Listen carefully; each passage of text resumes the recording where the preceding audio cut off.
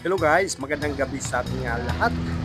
Bumabalik tayo dito ngayon sa Pasig River Esplanade upang i-monitor or i-observe natin kung anong katayuan pagkatapos i-launch nitong nakaraang February sa panguna ni PBBM.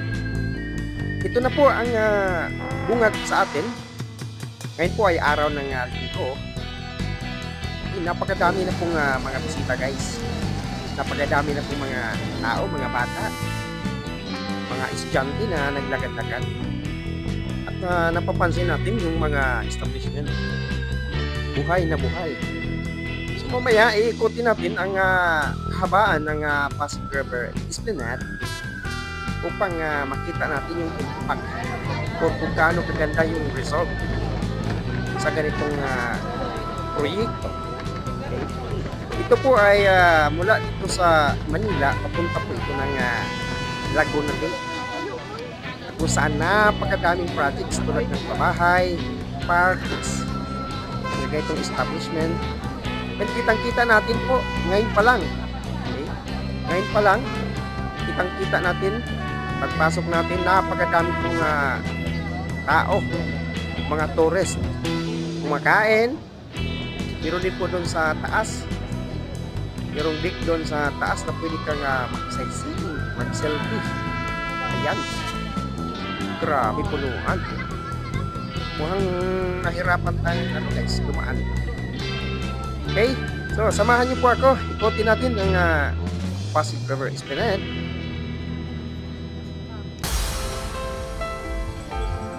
Okay, so ito po ay libre. Okay?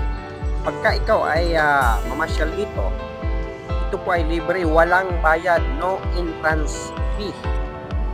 Yun nga lang, pag may dalang sasakyan, yung parking fee lamang ang yung babayaran. Pero kung mag-commute ka, wala po itong entrance fee. Hindi katulad doon sa Intramuros mismo, so sa Fort Bonifacio, yun lang po yung mayroon. Pero dito guys, wala. Okay, pwede kang maglakad-lakad, tumawid puntang Binondo. Dito po tayo ngayon sa ilalim ng Binondo Bridge. Okay, may akyatan po siya papunta doon sa Binondo, papuntang Divisoria. Okay, lusutan. Pwede kang magbabike. Ayan yung tourist natin. Nakaupo doon sa tabing ilog, nagpintuhan, nagbe-video, nag-selfie, nagbe-bisikleta, at sa unahan meron pong nakikita tayong go-kart. So ito po yung hagdanan papunta, paakyat doon sa Binondo Bridge, papuntang Tutuban. Ayan, grabe, dinagsa na po talaga ng mga tao. Kailan lang ito nagbubukas. Ito pong area na to, ito yung phase 3. Okay, ito po yung Maestranza Plaza, Mexico. Ayan, pinalawak na po ito. And according sa ating undersecretary, nasa mga po itong phase 3. Nasa mga 3,000 square meters pahaba. So napakahaba po. Ayan, makikita po natin yung lawak niya. Okay, so ngayon pa lang, masasabi ko, very successful na po yung ganitong mga projects. Masarap kasi mamasyal yung ganitong oras dito dahil po na una, lalo ngayon summer, tag-init. Okay, pwede kang mamasyal dito dahil na una, tabing ilog, malamig.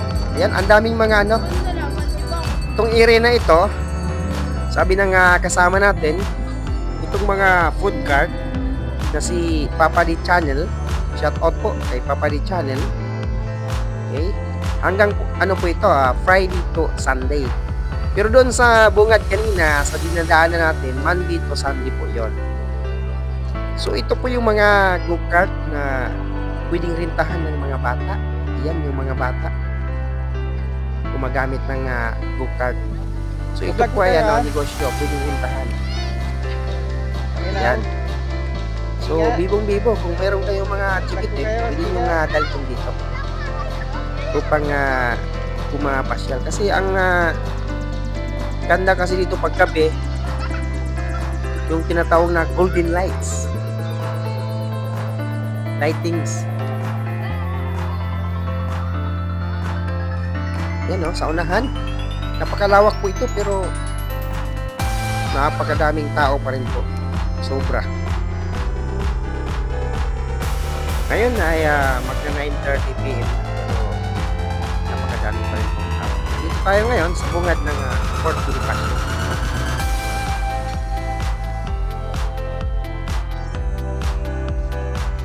Alright. Ganda ng mga pailaw. Ayan, may mga nagtatambay dito sa bandang dulo. Dito po may entrance po dito sa sa Fort Bonifacio. Ito po yung may bayad, 75 pesos ang entrance fee. Pagka senior, estudyante, may mga discount pa. Hanggang dulo pa po ito. Ayan. Marami pa rin pong tao doon banda. Dahil pagka nandun ka sa dulo, pag nakaharap ka, pabalik, ang ganda ng background. Kaya karamihan yung mga mga nagla-live streaming doon po sa dulo kasi nakalikod sila sa dito banda sa ilaw. Para yung camera nakaharap doon. Yun. Parang nasa Hong Kong daw, sabi nila.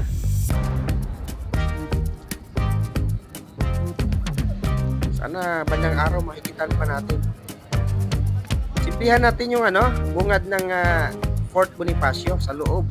Pero hindi tayo pwedeng pumasok dyan dahil hindi tayo nagbayad. Sunod na lang po. Kuha tayo ng ticket para pasukin natin yung Fort Bonifacio. Actually, hindi pa rin po ako nakapasok. Ito yung bungad ng Fort Bonifacio. Pabalik tayo doon. Didiretso tayo doon sa bandang yung phase 1 at saka phase 2. Yun po yung tapat ng PhilPost. Okay. Philippine Post Office. Okay, samahan niyo po ako. Pasyal-pasyal po tayo dito sa Pasig River Esplanade. Pang world class po ang dating dito. Pag alas 10 na pero ang dami pa rin pong guys, mga tao. Actually ito, 24 hours po ito.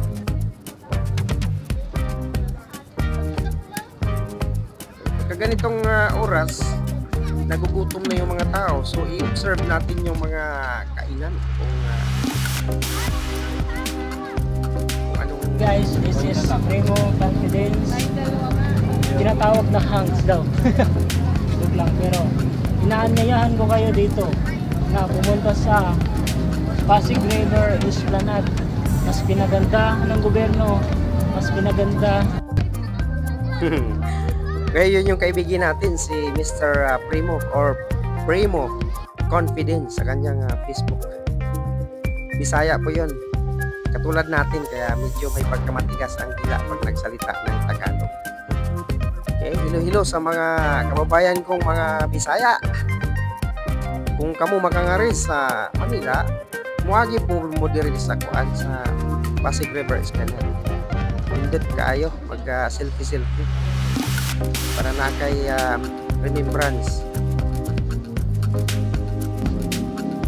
Okay, shout out sa mga kababayan nating mga Bisaya, mga taga Cebu, mga taga Bul, taga Leyte, taga Dumaguete.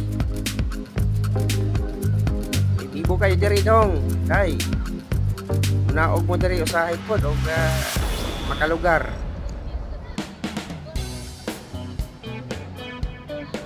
Punta tayo ngayon sa unahan sa may Philippine Post Office. Pero syempre madaanan natin yung yung deck doon sa taas, may kainan din po doon. Dito ang daan. Sa baba tayo ganina dumaan pabalik. Ngayon paakyat naman po tayo.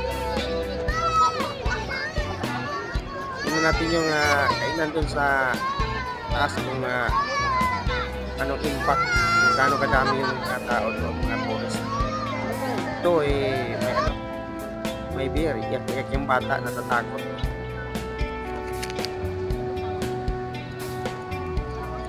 Yan, grabe. Grabe mga tao guys. Kumakain. Yan, maganda po ang view dito sa taas. Yan, libong-libo.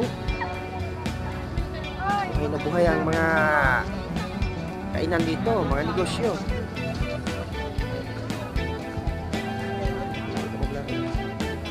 Yan, so sa iba't ibang lugar na madaanan ng Ilog Pasig hanggang sa Laguna Lake, magkaroon ng mga ganito. Ngayon, balita natin, yung umpisa na rin po yung phase 4. Yung permit na lang ang kulang para dugtong na doon sa Aroseros. One time, pasyalan natin yung Aroseros. Malapit po yun sa City Hall, saka SM, Manila. Ayan. Grabe. Tingin ko mas maraming dito. Open air kasi, mas maraming tao kumakain. Mas maganda kasi sa taas. Dahil malamig, mahangin.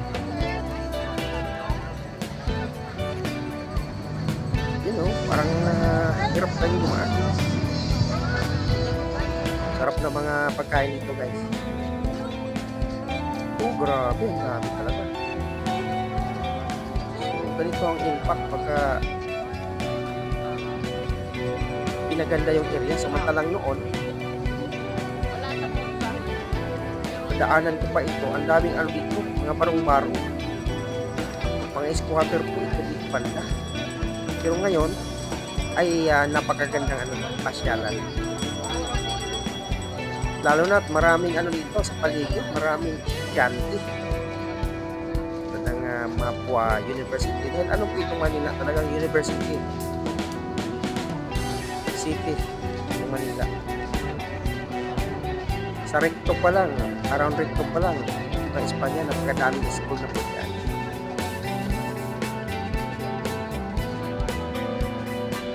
Kaya expected na maraming dito, estudyante. Ito, ang ganda ng ang ganda ng baba. Binuksan na po yung fountain. Ang daming tao sa baba. Doon tayo dumadaan kanina, papasok. So, andito tayo ngayon sa taas. Ganda ng view.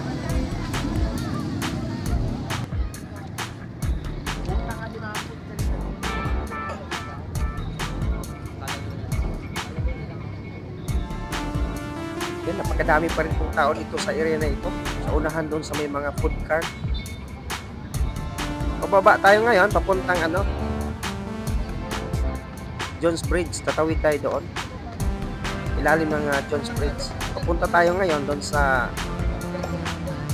Philippine Post Office. Yung may nabalitang nasunog, yung kabilang portion. Pero sa tingin ko, kaya pang yan renovate.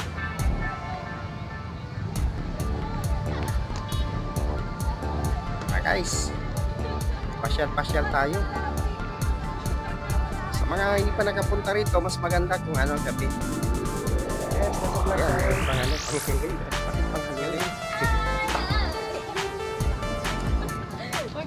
Ito po ang ilalim ng Jones Bridge. Punta tayo doon sa Philippine Post Office. Kung saan yun po ay doon po ang phase 4, dugtong doon sa Aroseros. Kaya lusot-lusot na at may tulay po dyan sa ilalim ng sa katabi halos ng Quezon Bridge. Taga anong lugar kayo, te? Taga saang lugar kayo? Waray. Waray, sa Waray? Balugan. Balugan. Ay, iba yung Kalbayog. Wala yung Kalbayog. Yung Kalbayog. Kalbayog City ng Sama. Asawa ko kasi Kalbayog eh. Ako Bohol. Bisaya kayo.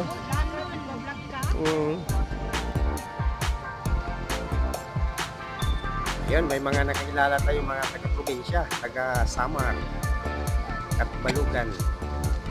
Ang layo. Masyal dito sa Pasig River, Esplanade. Ang ganda po ng fountain. Ayan, binuksan. Buhay na buhay po yung fountain. Ang ganda po pala. Iba-iba yung niya, kulay. Ayan. Kaya maraming tatambay dito. Unang-una, meron ng mga upuan.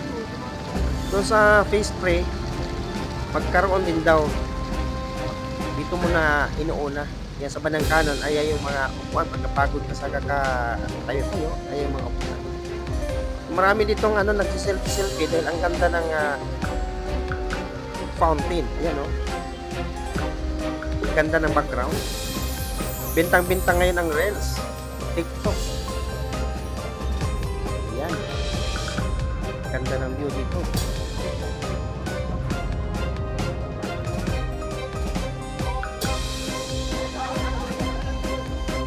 Okay, sa gilid, ito po yung Philippine Post Office. PhilPost. Pabalik na po tayo konti. Paalam lang tayo sa mga kasama natin. Ito, ang ganda ng fountain dito sa area na ito. Kaya ang daming nagpipicture-picture. Galing. Yan, baybayin natin yung fountain kung gaano kahaba. Medyo mahaba-haba din po ito sa likod ng Philippine Post Office. Maganda to pag nadugtong na doon sa may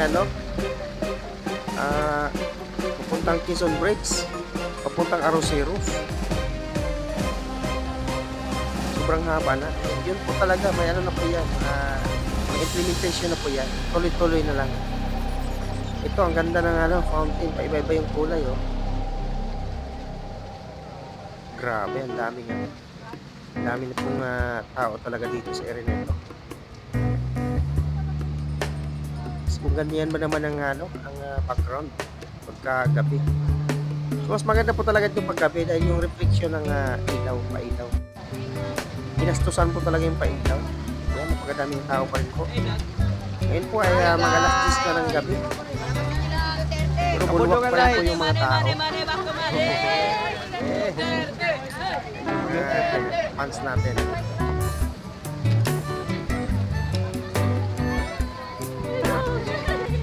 Ganda talaga. Wala akong masabi guys. Pwede magtanong? Saan kayo? Dito lang po. Manila. Maganda, maganda. Eh, dinadayo ko pa to eh. Galing pang Bulacan eh. San Jose del Monte. Sige, sige, sige. Okay, balik ulit tayo dito sa ilalim ng Jones Bridge. Yan, papunta pa po yung iba. Magkamayaw-mayaw po talaga. Grabe.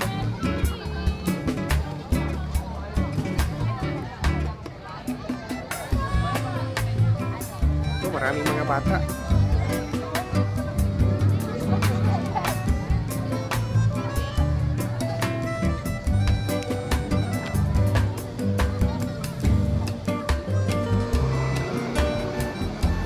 Ito, grabe.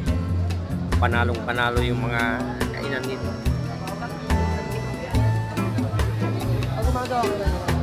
Medyo masikip na yung ito yung phase 1 at saka phase 2. Dito naman po tayo sa phase 3. Ito yung ating kababayan nag-chop niyang kanyang shawarma, ambi shawarma. Kaya ba mapadaan dito. Yan, amoy pa lang panalo na. Yung mga kainan. Hindi ka magugutom dito pag ikaw po ay dumaan dito o napasyal dito.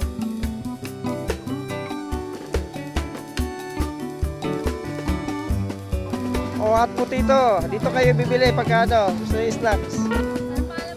Kabundukan Lives. Province nyo? Kabundukan. Okay guys, panalong panalo. Ayun, doon sa unahan, ang dami pa rin mga tao. So, anong masasabi nyo guys? Okay, so maraming salamat po sa pagsama sa akin dito at medyo gabi na, tayo po ay magpapaalam na. Muli, ingat sa pag-uwi and God bless.